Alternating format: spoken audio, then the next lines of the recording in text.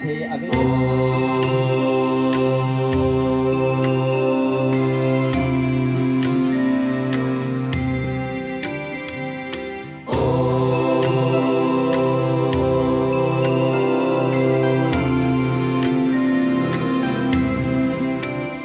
Hello नमस्कार बहु बहु स्वागत છે અને હું છે તમારું મોટા ભાई यानी अंकित सिंह तोमर।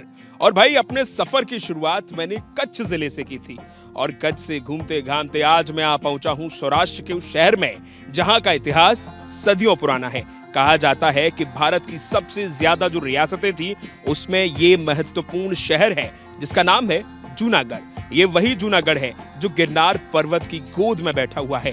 इस शहर के चारों तरफ हसीन और खूबसूरत वादियां हैं, तो साथ ही साथ यहाँ की संस्कृति, सभ्यता और कला का भी बेहद खास महत्व है। वहीं दूसरी तरफ राजनीति के लिहाज से यहाँ पर इस बार बेहद उबाल देखने को मिल रहा है।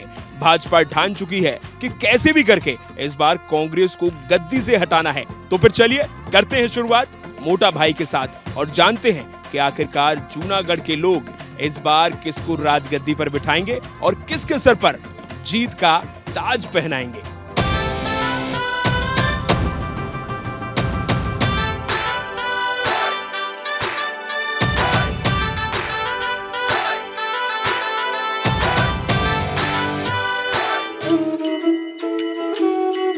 भाई एक बात तो पक्की है कि जूनागढ़ आवे ने मारो मन भगवान ની भक्ति में मगन થઈ ગયો नहीं। मतलब यही है कि जूनागढ़ आकर मेरा मन भगवान की भक्ति में लीन हो चुका है।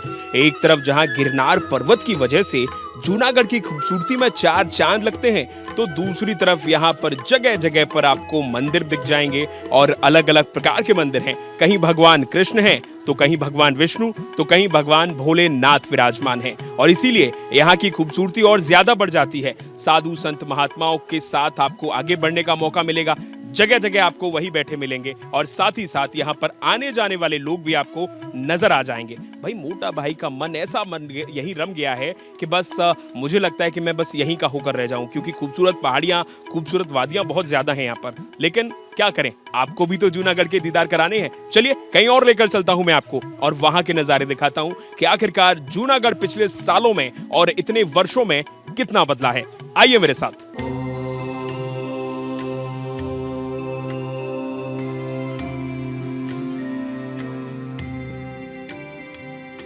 भाई कहते हैं कि जब आप जूनागढ़ आते हैं तो यहाँ की संस्कृति, सभ्यता को देखे बिना रह नहीं पाते हैं, क्योंकि एक तरफ यहाँ पर पर्वतों की और वादियों की खूबसूरती है, तो दूसरी तरफ यहाँ की कला संस्कृति भी बेहद खास है। देखिए यहाँ पर अम्मा बैठी है। अम्मा क्या कर रही है? अम्मा ये मेहंदी लगा रही है। मेहंदी लगा रही हो? ये क्या कैसे क्या है ये बताओ पहले मुझे, क्या करती हो अभी? ये भोलेनाथ है। हाँ देखिए, लाई लाई। अच्छा इधर ले। अच्छा भोलेनाथ बनाए आपने ये? हाँ, भोलेनाथ बनाया। तो यही काम करती हो? ये छोटे छोटे सामान बेच रही हो? हाँ, बेचते हैं। और किधर काम धंधा चलता है इधर? इधर चलता है। चलता है? सब बेचते हैं, जो जो मन में चाहता है वो बेचता है। अच्छा यहीं जूनागढ़ में रहती हो? हाँ, अच्छा इधर ही रहते हो आप? तो कितने रुपए लेते हो इसका बनाने का? बनाने का 10 रुपया लेते हो? अरे वाह अम्मा। तो ये बात बताओ, ये काम धंधा बढ़िया चलता है? बच्चे लोग हैं घर में? बच्चे लोग सब बाहर रहता है। बाहर रहते हैं? बोटाद। बोताड रहते हैं? तो आप यहाँ अकेले क्यों हो?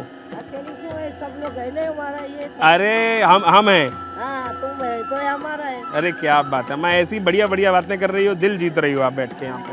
तो ये बात बताओ सब अम्मा। हमारा है, वो इधर आता है, सब हमको पैसा लगाता है, पैसा देकर जाता है, खुश से रहता है। बस क्या चाहिए? हाँ यही चाहिए होता है। तो खाना पीना मौज करो, भोलेनाथ का नाम लो। अच्छा कभी जाती हो बच्चों के पास घूमने? अरे बहुत गया, 3 बार पर कम किया, अभी 3 बार गिरनार पे चढ़ के उतरी। अरे चढ़ लेती हो इतना ऊंचा? कितने साल की हो गई हो? अभी तो मेरा 80 साल हो गया। अरे 80 साल की हो गई हो? अरे क्या बात है। और अभी भी देखो इतना ऊपर चली जाती हो? अभी तो बोली हो गई, जब भी चाहता है तो जा सकते हैं। क्या बात है, जब भगवान चाहते हैं तो चले जाते हैं। देखिए भाई अम्मा का जोश बिल्कुल हाई दिख रहा है और कह रही है कि ऊपर तक चली जाती है और फर्क नहीं पड़ता है, हारती वारती नहीं है। और आइए कहीं और लेकर चलता हूँ और कुछ और लोगों से बातचीत करने की मैं कोशिश करूंगा। आइए।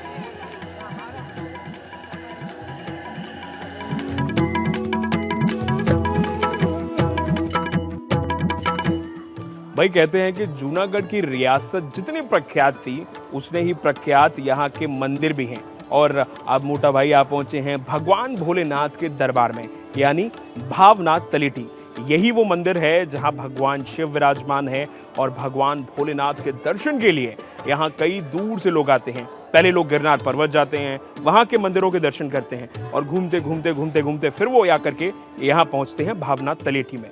अब इसके पीछे की आप एक वजह जान लीजिए कि आखिरकार इसको भावनाथ तलेटी कहा क्यों जाता है। ऐसा इसलिए क्योंकि ये मंदिर जो है इसके चारों तरफ पहाड़ हैं और बड़े बड़े पहाड़ मौजूद हैं, पीछे गिरनार पर्वत है और दूसरे पर्वत भी मौजूद हैं और उन पर्वतों के बीच में ये मंदिर मौजूद है जहां भगवान भोलेनाथ हैं और इसीलिए इसी वजह से इस मंदिर को भावनाथ तलेटी कहा जाता है। आप मंदिर को देखिए, ये मंदिर बेहद खूबसूरत दिखता है और साथ ही साथ मंदिर के जो अंदर है वो बिल्कुल आपको दूर से गोल्ड का बना हुआ दिखेगा और इसी की ये मंदिर का सबसे खूबसूरत हिस्सा है और इसके ठीक पीछे एक बड़े से शिवलिंग की आकृति आपको नजर आएगी और शिवलिंग के आकार का जो बना हुआ है वो भी काफ़ी लुभावना लगता है और दूर से देखने में वो बेहद अच्छा लगता है और इसीलिए लोग यहाँ पर बाहर आकर तस्वीरें खिंचाते हैं, फोटोज क्लिक कराते हैं, सेल्फीज लेते हैं और इसके बाद लोग यहाँ से आगे बढ़ते हैं और दूसरे मंदिरों के दर्शन करते हैं। तो आप देख सकते हैं ये भी जूनागढ़ में एक वो जगह है जो बहुत मशहूर है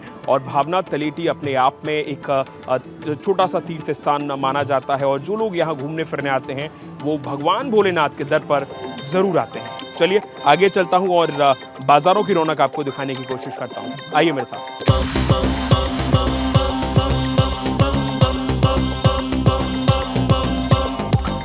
भाई जूनागढ़ के इतिहास की बात अब हम कर लेते हैं और क्योंकि मैं गिरनार पर्वत के आसपास हूँ और जूनागढ़ की अलग अलग जगहों पर मैं घूम रहा हूँ और साथ ही साथ यहाँ की संस्कृति सभ्यता को भी समझने की कोशिश कर रहा हूँ। इस वक्त मैं मौजूद हूँ अशोक शिलालेख पर, जिसको लेकर के बेहद खास मान्यता है और इसका एक इतिहास भी है, लेकिन उसकी बात में करेंगे। पर उससे पहले आपका ये जानना बहुत ज़रूरी है कि आखिरकार साल 1947 में जब देश आज़ाद हुआ उस वक्त जूनागढ़ के साथ क्या हुआ था।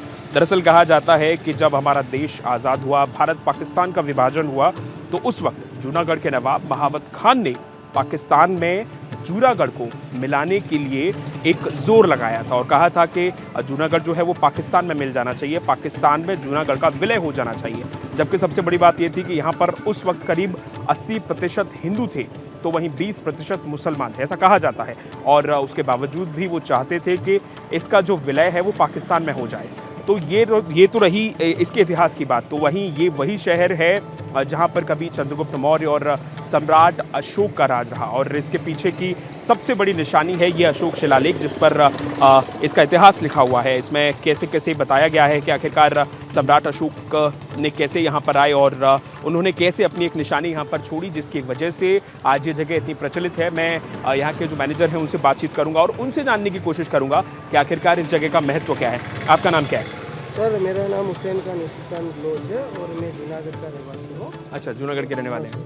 अच्छा, तो ये बताइए, हम इस जगह पर अभी आए हैं, अशोक शिलालेख कहा जाता है इसको, इसके पीछे का महत्व क्या है और इसकी कहानी क्या है?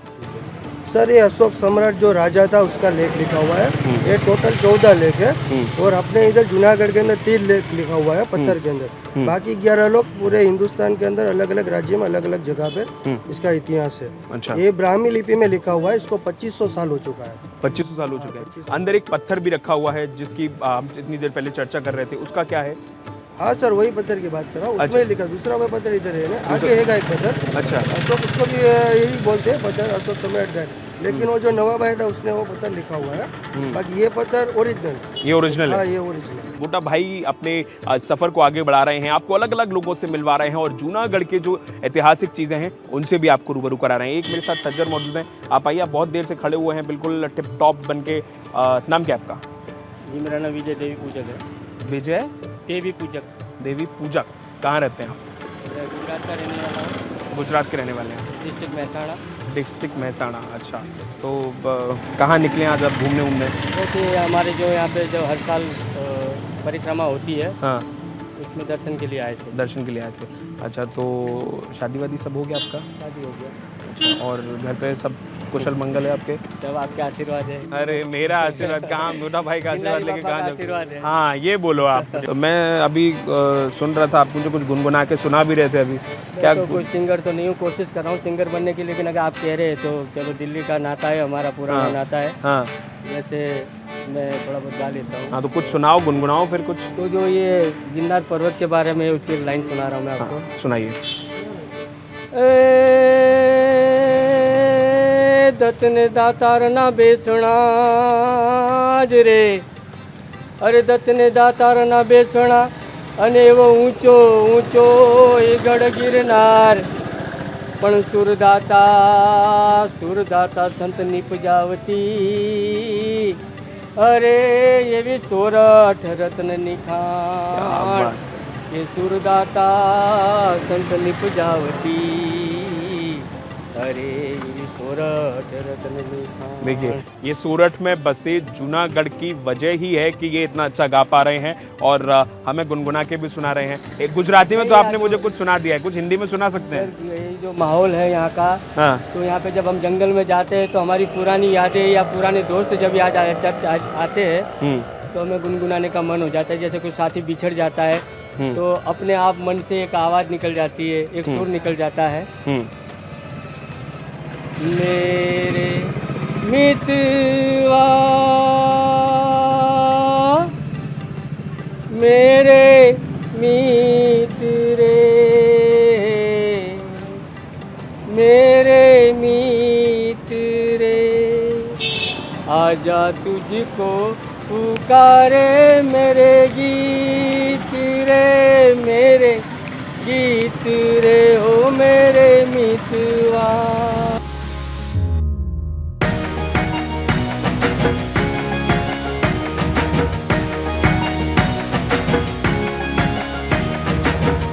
भाई मोटा भाई की सवारी आ पहुंची है ऊपरकोट किले में, यानी वो किला जो जूनागढ़ का सबसे पुराना किला है और इसका इतिहास बेहद खास है। इसका इतिहास भी हम जानेंगे और ये बताने के लिए हमारे साथ यहाँ का रखरखाव करने वाले दिलीप भाई सोनी जी मौजूद है। देखिए खुद ही नाम बता दिया उन्होंने, दिलीप भाई सोनी, क्या बात है, बड़ा बढ़िया नाम है सर। मैं घूम रहा हूँ इस वक्त जगह जगह और हर शहर में जा रहा हूँ, वहाँ की सभ्यता, वहाँ की संस्कृति को समझने की कोशिश कर रहा हूँ। तो इसी की सर आप इधर आ जाइए सर। तो इसीलिए आज मैं जूनागढ़ में आया हूँ, मैं कई सारी जगह देख कर आया हूँ और मोटा भाई कोशिश कर रहे हैं कि भाई हर जगह के बारे में पता लगना बेहद ज़रूरी है। ऊपरकोट किले का इतिहास भी बहुत पुराना है, क्या है इसकी कहानी? ऊपरकोट किला है ना, पूरा 5 किलोमीटर का किला है। किला बनवाया था उग्रेसन महाराज ने, जो कंस के फादर किसने के नाना हो गए, उसी ने पूरा किला बनवाया। और पहले पुराना गांव ही किले के अंदर था, ये बाहर सब जंगल था, लेकिन अभी किले में जंगल और बाहर गांव है। और जहाँ पर हमने दरवाजे पे प्रवेश किया वहाँ पर 2 मंदिर था। तो पहला मंदिर है मारुति जी का मंदिर है, उसके पास में गणपति महाराज है। तो जूनागढ़ के अंदर, जूनागढ़ का आखिरी हिंदू राजा हो गया राम मांडलिक राजा, उसी ने की पत्थर में से 2 मूर्ति बनाई गई है, मारुति और गणपति महाराज की। और किले के 2 दरवाजे हैं, जहाँ पर पहले एंट्रेंस हुए पर नवाब लोगों का गेट है, यहाँ पर हिंदू राजाओं का दरवाजा। और आगे के भाग में स्टेप पहले अंदर डी चढ़ी, जिसे बावड़ी बोलते हैं। जब बावड़ी यहाँ का राजा ने पूरे गांव को पानी पिलाने के लिए बावड़ी बनवाया, तो बावड़ी बनाने के बाद पानी नहीं आया। तो पहले के जमाने के अंदर बड़े बड़े राज ज्योतिष को बहुत मानते थे, राज ज्योतिष बोलते ना पंडित। तो पंडित ने क्या बोला, उस बावड़ी कर दो, कुंवारी कन्या बलिदान देगी तभी पानी आएगा। जब इस किले की महारानी थी, उसकी 2 दासी थी काम करने वाली, एती और चेती नाम की दोनों बहन। अगर हमारा बलिदान से पूरे गांव को पानी मिलता है तो हम अपना बलिदान के लिए तैयार है। एती और चेती नाम की दोनों दासी ने उसका बलिदान दे दिया, बाद में अंदर से बावड़ी के अंदर से पानी निकला।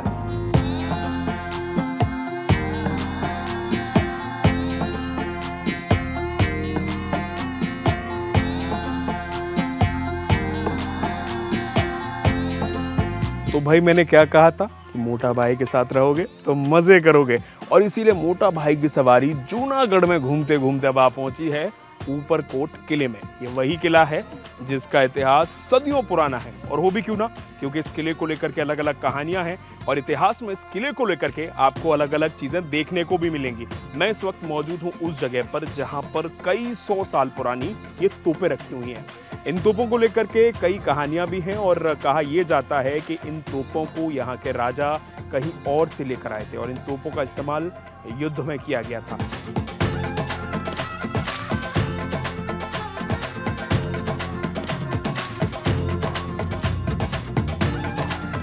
भाई जूनागढ़ के शहर को मैंने आप दिखा दिया है, आपको मैंने यहाँ के हर ऐतिहासिक चीज से रूबरू करवाया, इमारतें दिखाई, किले दिखाए, मंदिरों के भी आपको दर्शन करवाए, और अब मोटा भाई पहुंच गए हैं यहाँ के बाजार में, क्योंकि शाम के वक्त सौराष्ट्र के बाजारों में भीड़ इकट्ठी हो जाती है और मोटा भाई इसी भीड़ के बीच आए हैं और हमें मिल गए यहाँ पर कुछ ऑटो चलाने वाले लोग जो यहीं के रहने वाले हैं और बड़े दिलदार हैं ये लोग। आइए इनसे एक एक करके बात करने की कोशिश करते हैं। તમે કેમ છો મોટા ભાઈ?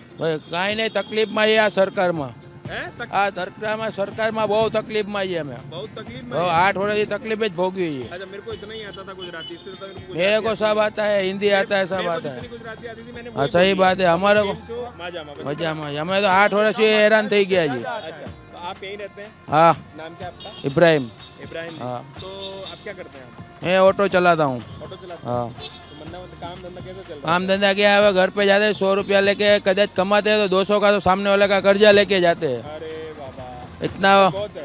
बहुत इतने बहुत अच्छा कितने लोग हैं घर में आपके? हमारे अभी तो एक बीबी है ने 2 बच्चे हैं एक बीवी तो आगे और हाँ। बढ़ क्या? एक ही बीवी? एक बीबी है बच्चा है एक बीबी है दूसरा क्या बोला हाँ तो एक ही बीबी है ना चार बढ़ा लेंगे अभी।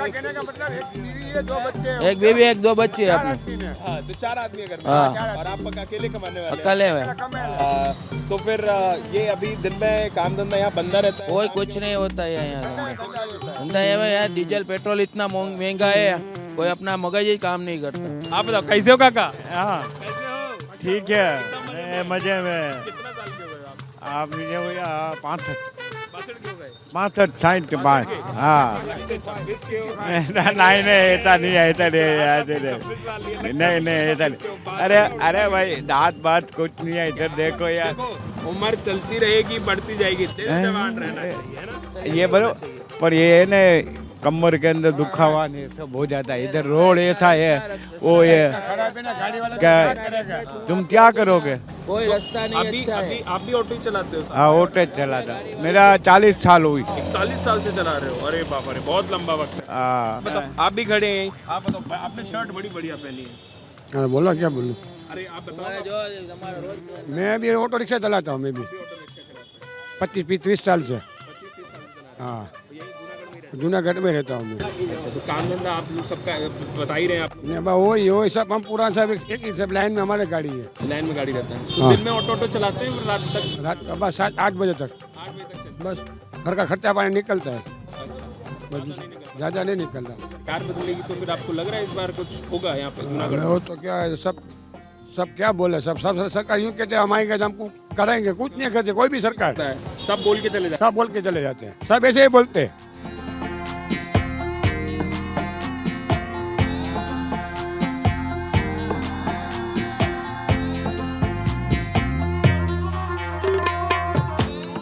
भाई बात अब आई है गोलगप्पे खाने की क्योंकि घूमते घामते बातचीत का सिलसिला हमने आगे बढ़ाया और अब गोलगप्पे के एक छोटे से ठेले पर गुजराती में कहते हैं लारी वहाँ मैं आ चुका हूँ और गोलगप्पे का मजा लिया जाए और खाकर देखते हैं गोलगप्पे आखिरकार गोलगप्पे कैसे बने। यहाँ पर गोलगप्पे बन रहे हैं और लोग खा भी रहे हैं।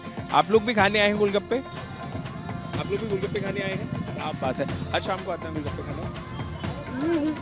अभी गोलगप्पा है मुंह में तो भाई बोलना थोड़ा सा मुश्किल होगा क्योंकि गोलगप्पा खा रही है मैम। मैम आप बताइए आप गोलगप्पा खा लिया? रोज आती हैं खाने? नहीं नहीं आज सिर्फ आज ही आई हैं? आप यहीं रहती हैं गुजरात में, मतलब यहाँ जूनागढ़ में? अच्छा तो ये देखिए गोलगप्पे का मज़ा लिया जा रहा है और गोलगप्पे लगातार खाए जा रहे हैं। हम भी कोशिश करेंगे हम भी गोलगप्पे खाएं।